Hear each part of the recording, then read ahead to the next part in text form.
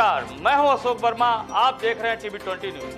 अपने अपने क्षेत्रों की खबरों को देखने के लिए बने रहिए हमारे साथ। अब नजर करते हैं खबरों की तरफ।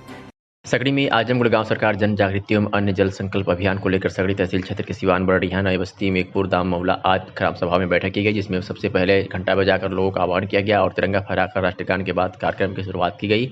लोगों को संबोधित करते हुए भारत परिषद के राष्ट्रीय सचिव एवं पूर्व न्यायाधीश चंद्रभूषण पांडे ने कहा कि गाँव सरकार लागू कराने के लिए वह अब जग जाए, क्योंकि गाँव सरकार आपका अधिकार है और इस सरकार की और इस अधिकार की लड़ाई के लिए आप सभी को आगे आना होगा। उन्होंने कहा कि गाँव को गुलाम बनाकर रखा गया है। यह बात आप सबको अटपटी जरूर लग रही होगी, लेकिन आप अध्ययन करेंगे तो संविधान में गाँव सरकार की व्यवस्था दी गई है, जिसमें 29 विभागों का मालिक गांव सरकार को बनाया गया है।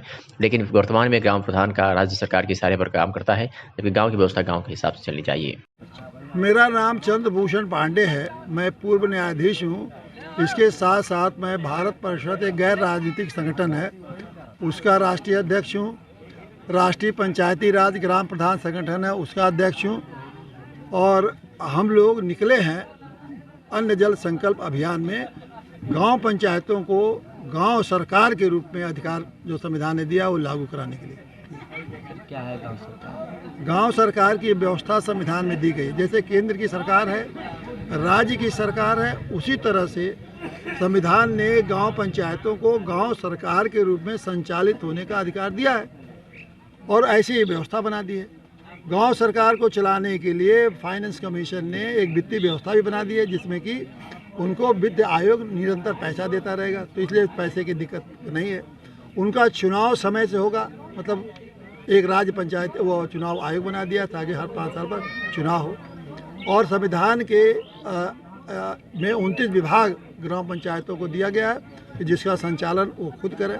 तो ग्राम और मंत्रिमंडल दिया गया है, वहाँ के गांव का हर गांव सभा का जो सदस्य है उसको अधिकार दिया गया। एक तरह से वो एमएलए है गांव का, और जो प्रधान है वो गांव के मुख्यमंत्री हैं, और जो गांव के सदस्य उनके वार्डों से आते हैं वो एक तरह से मंत्रिमंडल है। तो यही उनकी पूरी एक सरकार की व्यवस्था है, जैसे केंद्र राज्य सरकार की व्यवस्था है, वही व्यवस्था इनको दी गई है। तो इस तरह गांव सरकार को ये पूरा अधिकार अगर चलाएं तो गांव का कायाकल्प हो जाएगा, गांव स्वर्ग बन जाएगा। लेकिन राज्य सरकार ने उत्तर प्रदेश पंचायती राज अधिनियम में धारा 15 जोड़ दिया है कि इसके अधीन ये कर दिया है कि सारे अधिकार तो हैं ग्राम पंचायत को कि गांव सरकार की तरह काम करे, लेकिन जो जो निर्देश शासन देगा उत्तर प्रदेश सरकार, उसी हिसाब से काम करना पड़ेगा।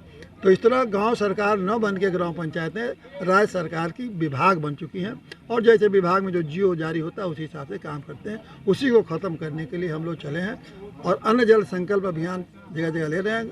हम लोग गाँव के लोगों को बताते हैं कि नेता लोग और अधिकारी लोग तो ये ख़त्म नहीं करेंगे, गांव सरकार नहीं लागू करेंगे, क्योंकि फिर उनकी नेतागिरी और उनकी अधिकारीगिरी तो ख़त्म हो जाएगी।